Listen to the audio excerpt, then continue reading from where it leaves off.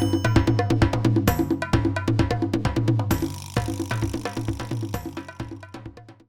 Graeme. Thank you so much for joining me for the very first Let's Travel podcast episode.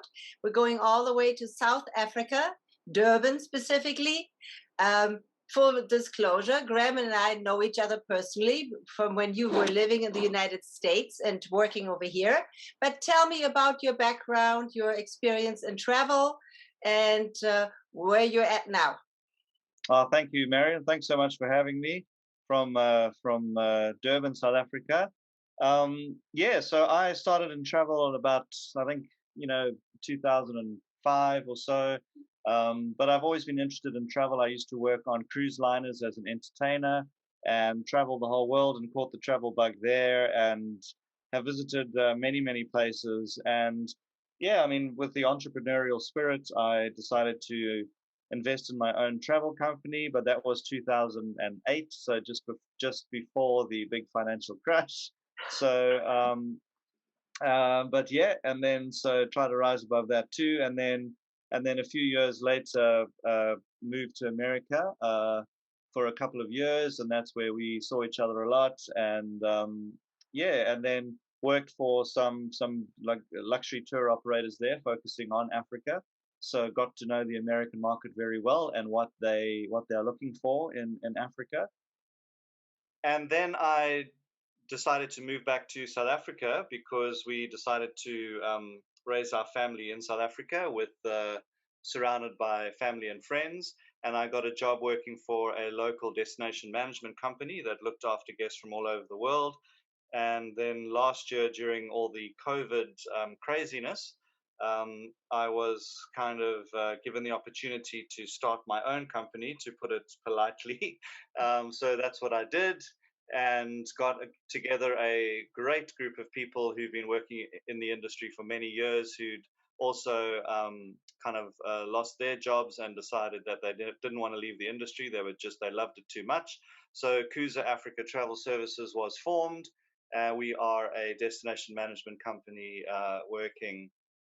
bringing people from all over the world to our lovely shores in Africa. So that's how it all began. What does Kusa mean?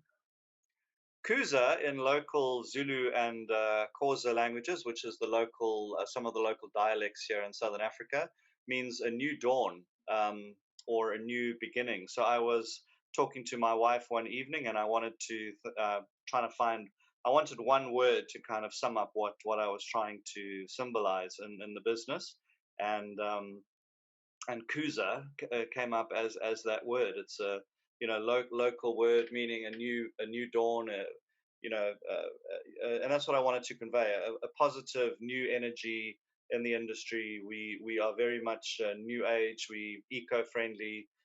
We everything. Yeah, we kind of starting afresh with all the 2021 way of looking at how to run a business with happy staff, happy customers, and that's what we are, Kusa Africa. Yeah.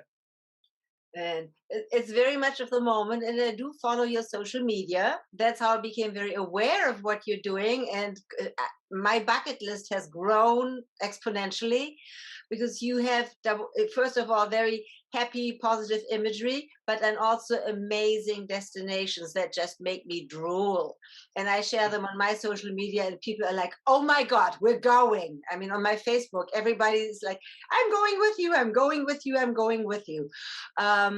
Talk about those destinations. Can you describe some of the places and experiences that you suggest? Yeah, so I mean, if you're going to come all the way to Africa, then absolutely you need to do a safari. And I think with the way everyone's been locked down all over the world at the moment, being out in wide open spaces, seeing animals, wildlife in their natural habitat is quite something you'll never forget. I mean, what the African sunrise, the African sunsets, and you'll see amazing game viewing. And the nice thing is, the lodges have kind of are very small and intimate. So you can have 6, 8 bedrooms in a lodge, or else you can, if you're traveling with a family, you can get a private house on the lodge itself, and get your own private ranger, private chef, who'll look after you, so that you're not necessarily coming in contact with too many other people, which I think people are still going to be quite conscious of traveling post COVID. Um, so and you can have an amazing experience. You can just tell the ranger when you want to go out. Generally the safari, you would be woken up at about 5:30 in the morning. You'd have a lovely nice warm cup of coffee or tea, and then head out and see the animals all waking up from their evening. And yeah, it's just really an amazing experience. And I think if you have been stuck locked down for many months on end, that will certainly be just the right thing that you're going to need. There's also the cities such as Cape Town, Durban, Johannesburg, and even Victoria Falls that you can visit too, just to see some of the iconic sites. Um, and yeah, the winelands are just an amazingly beautiful place down near Cape Town. You can spend 2 or 3 days just sampling the local South African wine, and yeah, I mean, there's just so much to do. Most people have only got about 2 weeks, but it's certainly a destination you can keep coming back to, and we see a lot of repeat guests because no one wants to be rushed on vacation, but there's just so much to see, do, and experience, for all ages and all budgets. And talking about game and safari, it's not a zoo, it's wild animals in nature. So, Hmm. um, how is that organized, and how much access do you actually have? Will you see animals, or is it very difficult? How would you describe it? No, yeah, I mean, obviously it's because it is wild. You can't guarantee a particular sighting of a particular animal, but a lot of the big game lodges do have the big five, which is what everybody kind of wants to see, which is the lion, the leopard, the elephant, the buffalo, and the rhino. And yeah, so that's you're going to see. I would say you'd see the majority of that, depending on what kind of wildlife that particular lodge has. And it's very much unfenced. The Kruger Park area, a lot of these big, huge game reserves are unfenced, even though each lodge has their own kind of concession within within the park. I mean, the animals are all free roaming. They go wherever they like in the park. Obviously, not well. Some of them get close to your room, so you just got to be careful. But it has to be understood that they are, yeah, animals in the wild. And the nice thing about going to a game reserve and a lodge is that the rangers are very trained to know how to track them. So they kind of drive along, and you look for the paw prints on the sand, and you know exactly how long ago the lion or the leopard or whatever was there. And then they've all got radios, so they all say, okay, this is there, and then everybody kind of is very respectful as well, that they allow each vehicle to get a great sighting, and it's not 10 vehicles all crowded around a family of lions. It's very much everybody gets their time, and very respectful of the wildlife itself.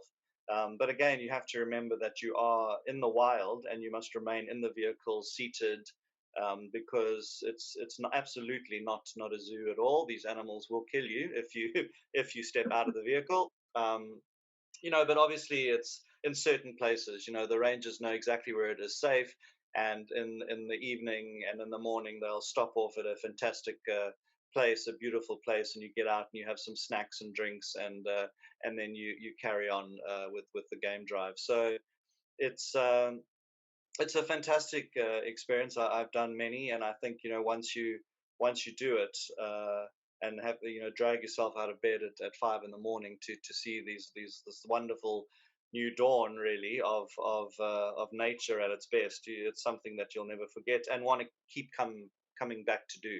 I would say absolutely. You just mentioned snacks. That reminds me of beautiful photos of perfect food that I saw on your social media feeds.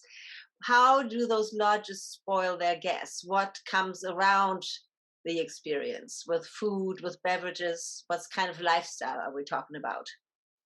Yeah, so you've got a wide range depending on the budget that you choose to work within, and yeah, I mean, really good, excellent, restaurant, gourmet restaurant style food. A lot of it's meat based, but then we do cater for all dietary requirements. You can have the venison, which is usually the springbuck, kudu, warthog, um, and for the snacks, you've got biltong, which is dried meat, kind of like beef jerky.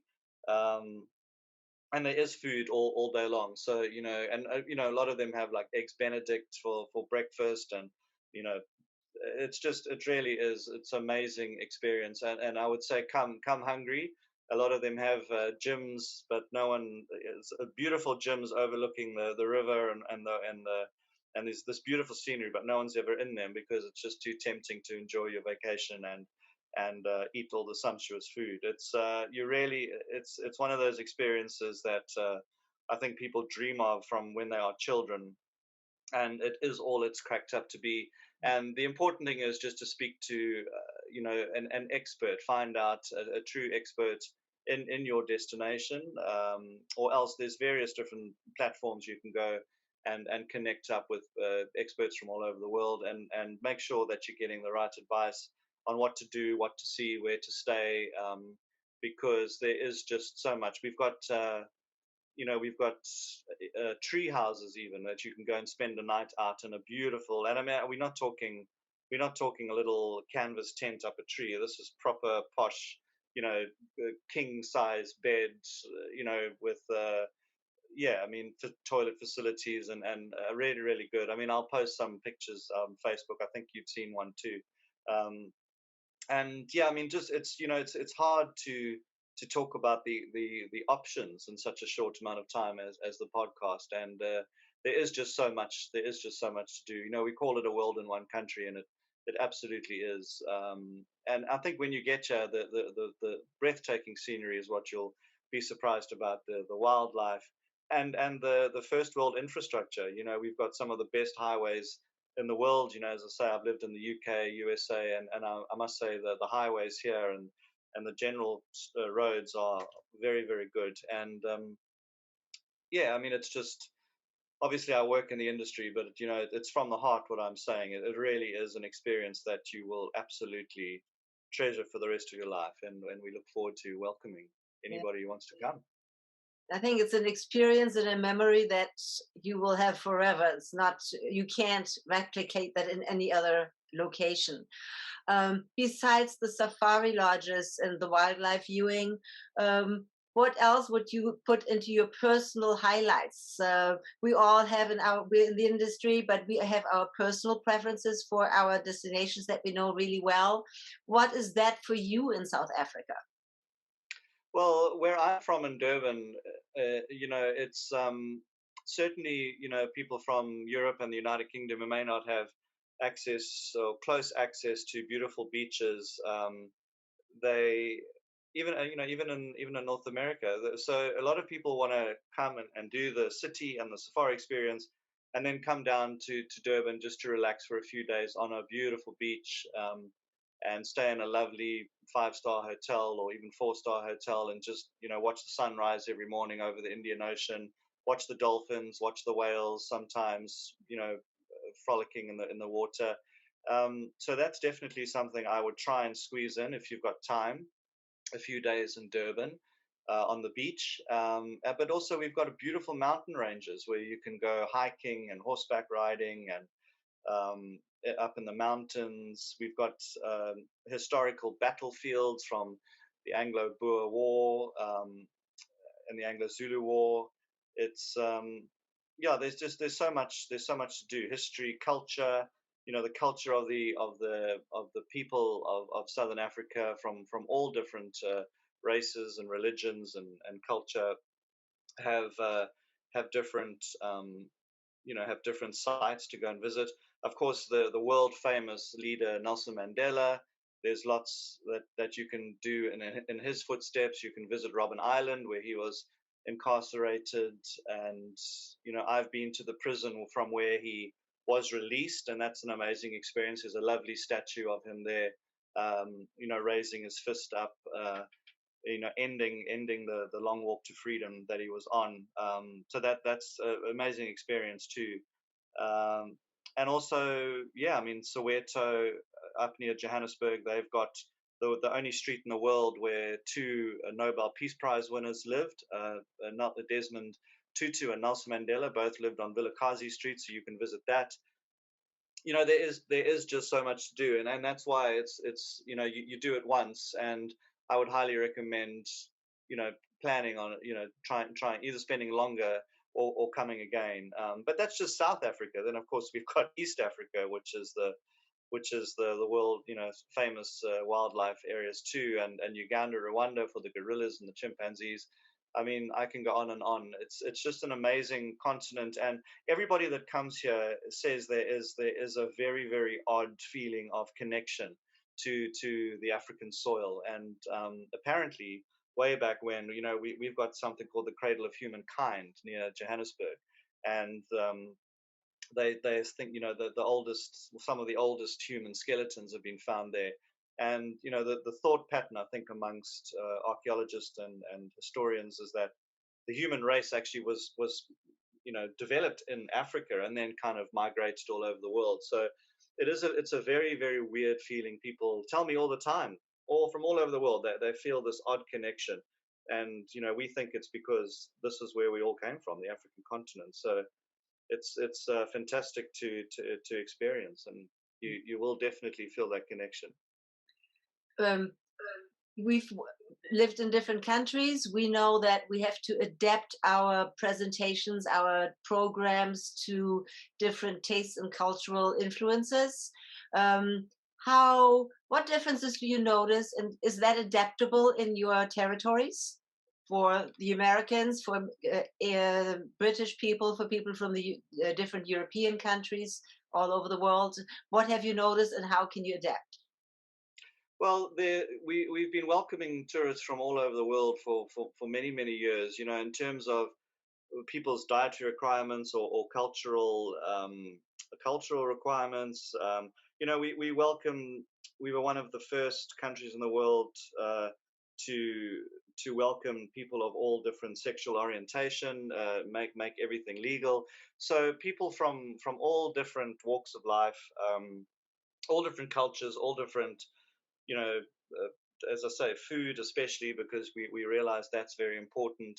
It's anything you could possibly want or need, we can take care of and welcome you with, and that's why it's the beauty of traveling in Africa. It's the welcoming smiles of the local people who are just genuinely and heart with genuine heart are happy to see you, um, and just want to make you have a great time. And no matter what culture or creed or religion or orientation you are, you will find a place, and that you will feel welcome. And it's important just to let people know what your needs are. Even if you have challenges with mobility, we've got excellent facilities for that. So yeah, I mean, it's fully adaptable, I think, is the answer to your question. And um, Kusa started because of the pandemic. Um, and talking about pandemic, uh, Germany is still in total lockdown. France is in lockdown. In the United States, we're relaxing the regulations in many places. It varies from state to state and county to county. But what's the situation in South Africa? You recently posted on LinkedIn a very interesting story about the very low numbers. So, what is the situation in your area, and what precautions are being taken for people to visit? And is it possible to visit now? Yeah, it's absolutely possible to visit now. All we need is a PCR test no older than 72 hours, and yeah, that's what we require. And we are a bit annoyed in South Africa with the stigma of the South African variant, because we are doing so well with our precautions and keeping our numbers down. For the past few weeks, our numbers have been in the a lot of days in the kind of hundreds per day, and maybe the low kind of 1000s. And compared to other parts of the world, that is extremely good. It's hard to talk in terms of good, and because it's still people's lives are affected, but in terms of the general numbers, that's quite an achievement, considering we've only vaccinated a few 100,000 people on the front line of healthcare. So they were prioritized for vaccines, and considering the extremely low vaccination numbers, one would expect high case numbers, but that hasn't been the case. A lot of it's very much under control, and also considering that we're not that locked down, because you can still go to restaurants, you can still go to pubs, bars, a lot of activities you can still do. Hotels are welcoming everybody in, with the sanitizers all over the place, and very strong precautions in the hotel rooms themselves. They are sanitized. A lot of the hotel rooms are left for a few, a certain length of time, so that any kind of bug or anything that would be gone by the time a new guest arrives in. So there's a lot of that going on too. We have a very strict guidelines from our tourism industry bodies that way back last year, when this all first started, sent out guidelines as to how we can curb the spread. And I think if you do look at the numbers, considering um, that we're meant to have this variant, which is actually called 501 YV2, I think, something along those lines. But it's that we prefer to call it by its name. That we've got a big campaign, call it by its name, not the South African variant, because it's just unfair. If any variant came about from your neighborhood where you are in, and now all of a sudden people thought that they couldn't go there, when for a fact that it's just not true. So that's why we should be calling these variants by their name, not by where they were first discovered. But it's absolutely, like I say, we things could have changed since we first started speaking in this podcast, because they changed so quickly. But as of now, we are welcoming in tourists, and all you need is a PCR test. But it is very important to seek advice. We have welcomed in Americans and British, and it's pretty much, a lot of it's pretty much back to a semblance of normality, apart from the low numbers, of course. So we're just looking forward to welcoming everybody back when they feel safe. And if you look at the numbers, you shouldn't feel any more unsafe here than you would in any other part of the world, I suppose. Or probably safer. Yeah, maybe. A lot more higher case numbers in a lot of places, especially in parts of the US. Yeah. Um, what trends do you see in terms of travel booking here in the US, where I live now? People are really crazy. They've been stuck, haven't been going many places, and Europeans as well. They just want to go, go, go. Do you see increase? Do you see interest? What's going on? Yes, yeah. I mean, we do luckily have seen a lot of interest. Kusa Africa has some bookings for later this year, and we're very much looking forward to welcoming those tourists in. They're from America and the UK, so we're looking forward to that. And yeah, I mean, as you say, I think people are just bored of lockdown. And I think, majority of people are very mindful of trying to keep themselves safe and trying to keep their fellow human beings safe. But I think we're getting to a point now in terms of the numbers and the vaccinations, and where we may be crossing the line now between, okay, it probably is kind of okay now. In South Africa, we've kept the numbers down because everybody is generally very good with wearing masks. So I think that's a big help, and there's sanitizers everywhere. So a lot of people carry their own sanitizers around. So yeah, I mean, I just think that the trends are that people are looking to travel again. I think people just need to get back to the way that they like to live. Are there travel incentives going on right now in your area, or lodges and hotels and activity providers offering special incentive deals? Yes, there is a lot of that going on, and because it's a very strong feeling of community, because a lot of the lodges and hotels employ people from the community in which they are based, and they feel, just that they just have to keep these communities and families employed, and they are offering rates that are basically just covering costs, or else minimizing loss. A lot of them are just, well, we just want to minimize the loss, and so the rates are excellent. And what I would say, a lot of people are holding the rates for 2022 as well, just to give people that peace of mind that the pricing isn't going to shoot through the roof when everything goes back to the way it was. I also hate using the word back to normal, because I prefer using the term get back to better, because a lot of the time normal wasn't so great. So let's start saying get back to better. Yeah, and I think that's definitely the trend, is people want to get out there. I mean, you can see it yourself, I'm sure. Yeah. Yes. What's the best way to reach Kusa Africa? Well, How do you take care of clients? so Kusa Africa, it's KUSA Africa.com, and we've got a contact us page. We're also at Kusa Africa on Instagram, Facebook, LinkedIn. You can send me an email directly on info@kusaafrica.com.